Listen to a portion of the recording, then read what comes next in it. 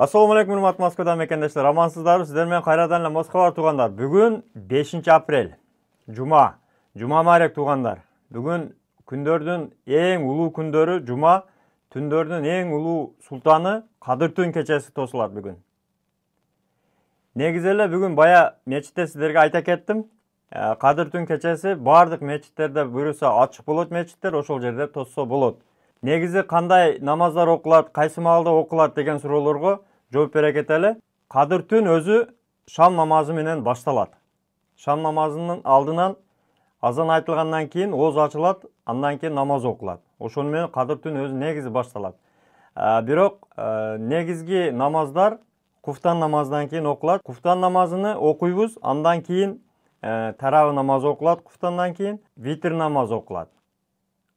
Витр намаздан кийин көбүнчө мисалы борбордук мечитте истигфар намазы окулат. Истигфар намазына кошулуп ошол жерде эле жүрсөңүздөр, эгерде дабы тура турган болсоңуздар таң аткы чейин каза намаздарды окуса болот, Куран окуса болот, дуа кылса болот, зикир кылса болот. Колдон келишинче ошол түндө ибадат менен өткөргөн өтө жакшы.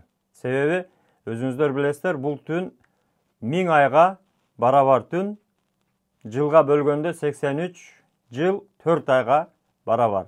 Андыктан ушул шансты колдон чыгарбаңыздар туугандар. Анан айт намазы боюнча орозо айт 10 апрелде болот буюрса, 9 апрелде ооз ачылгандан кийин таравих намазы окулбайт. Таравих намазынын акыркы күнү 8 апрель.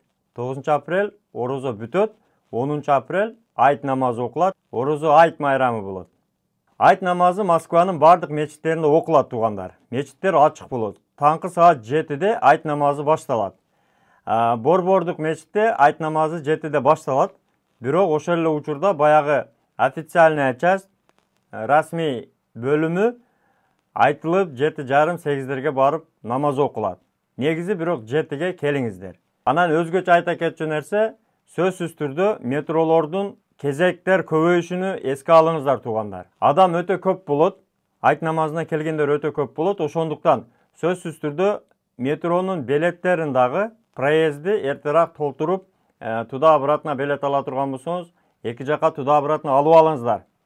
Себеби кассалар очередь болот, адамдар тыгын болот, ошондуктан ошону эске алыңыздар. Анан эгерде борбордук мечитке келе турган болсоңуздар, ошонун айланасындагы баягы эле Достоевская метро, Рижская метро, Трубная метро, Сухаревская метро, ошол метролор адам азыраак болот, ошол жака барып ошол жактан кайра кайтканга аракет кылыңыздар. Көпчүлүк биздин мекендеште сурадыңыздар, мына айт намазы окулат, ушул маалыматты сөзсүз жеткизиңиздер, бөлүшүп коюңуздар тууган уруктар, группалар менен. Өтөн жерде аман болуңуздар, туткан орозоңуздарды Аллахым кабыл кылсын.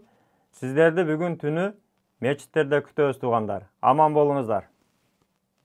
Москвада мекендештер, документ жок кыйналсаңыздар, регистрация бүтүп калса, же өтүп кетсе, же жоготуп алсаңыз, миграционканы жаңылатыш керек болсо, чек арага коркпой чыгып келейин десеңиз, баягы эле Москвадагы хит болгон Мухиддин ажы кызматта. Өзү до конца айдайт, ашыкча акча албайт, документке жардам берип турлайт, даже кыйналган мекендештерди бекер ташыйт. Мухиддинге Москвардан деп чалсаңыз, по-братски жылуу жумшак барып келесиз.